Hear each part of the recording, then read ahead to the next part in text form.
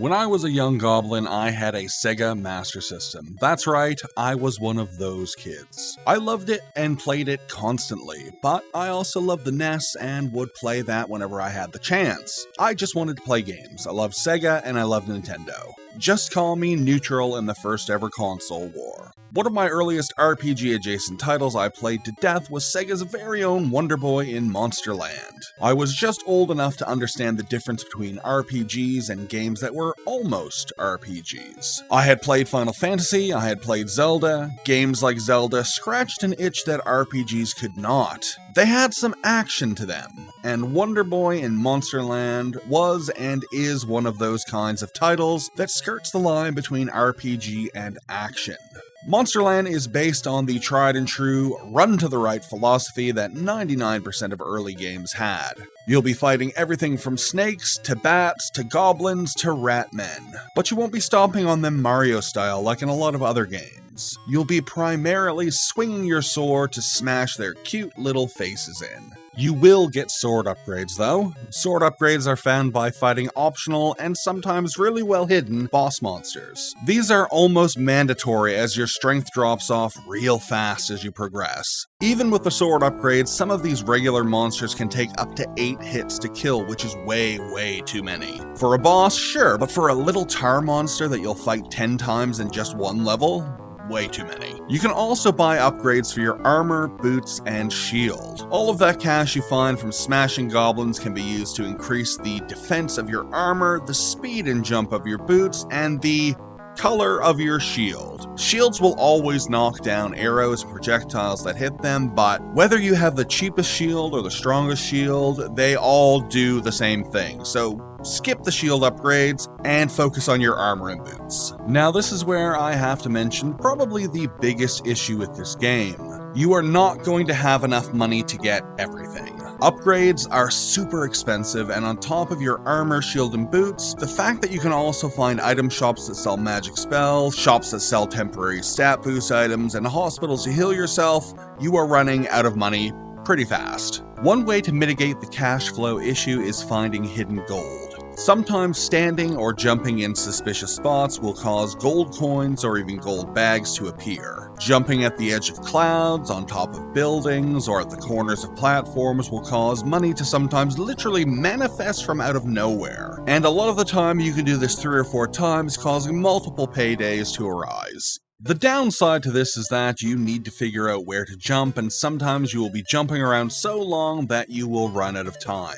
Now, running out of time isn't an instant death like in Mario or Sonic. Running out of time causes you to lose a heart. You will occasionally find little hourglasses that will reset the timer, but this constant threat of taking a hit is only second to the Sonic underwater timer in the anxiety department. Rich, all of this gameplay stuff is fine, but where's the story breakdown?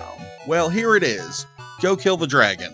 As mentioned, you can buy some spells at shops while traveling. These spells come in 4 different flavors: bombs, tornadoes, fireballs, and lightning bolts. Please don't spend your money on spells because they're not very good and you'd rather have armor or boot upgrades. Sometimes you'll find the spells after killing enemies, to which I say, save them for the final boss. Now back to money. If you are running low on cash and you want to fatten your bank account, there's a real easy way to do it. Cheat.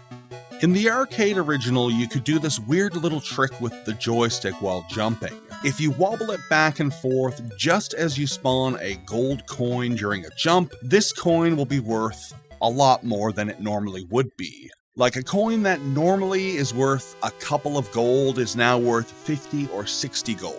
This makes getting all of that expensive gear a hell of a lot easier. Unfortunately, this trick/bug didn't make it to the Master System version, but there is a way to kinda simulate it. If you pause the game exactly 73 times, you will receive 45 gold.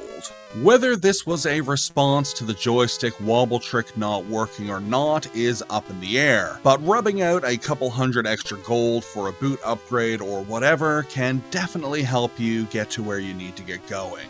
Jail, you big dumb cheater. Just kidding. Just like real life, you have to cheat whenever you get a chance. Take that, Uncle Sucker. You'll occasionally find someone to talk to in the game. Most of the conversations are with characters behind hidden doors. This is all part of the game's single, very long, optional quest. It's basically one long chain of conversations that will lead you to getting one of two incredible endgame items. You can choose either the bell or the ruby. The bell will help guide you through the incredibly complex end dungeon. The last dungeon is a massive maze that is very easy to get lost in.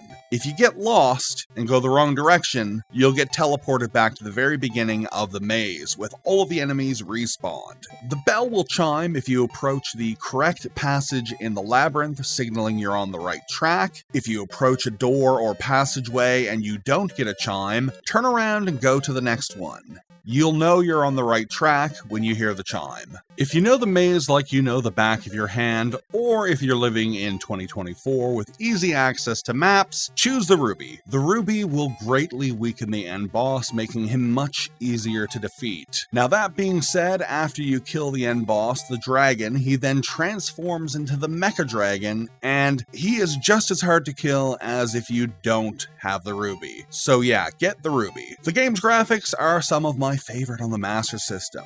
It's bright and cheerful, sprites are big and beautiful, monsters are cute and scary, the backgrounds have a lot of personality. I really like the boss monsters in this game. While only a few of them have any dialogue at all, their designs are all packed with personality. The music is great, but there really isn't a lot of it. The default level music is enchanting with a melody that I can only describe as mysterious. The boss music is tense to the point of popping your eardrums, just like how good boss music should sound, and the end dungeon theme is one of my favorite pieces of music in any video game ever. It's driving, melodic, tense, catchy, electrifying. It's a tune that has been stuck in my head for over 30 years, and every time they bring it back in a sequel, it's that much better. Also, this game has one of the most harrowing sections in any game I have ever played. In the last dungeon, there is this platform section that destroyed me as a child, and even now as an adult, still destroys me. But the difference now is that I have save states. 11-year-old me did not. This jump involves jumping up this corridor that stretches 3 screens tall, all the while bouncing back and forth between 2 blocks that slowly descend. But this game's controls are a little bit fiddly. And when you jump from platform to platform, there's this very slight delay to when you need to jump again. But if you wait too long, the block you're on starts to fall, making the jump impossible. So there's this very, very precise window in between landing on the block and the block falling that you need to nail perfectly to jump to the next block. On top of this, the transition between screens has this little blip that will easily disrupt your concentration.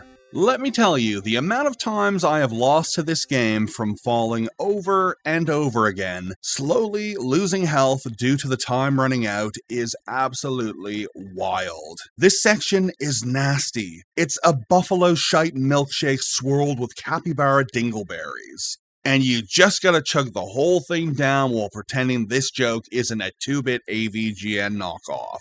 That's the real end boss of this game. The Mecha Dragon has nothing on time-sensitive, pinpoint platforming.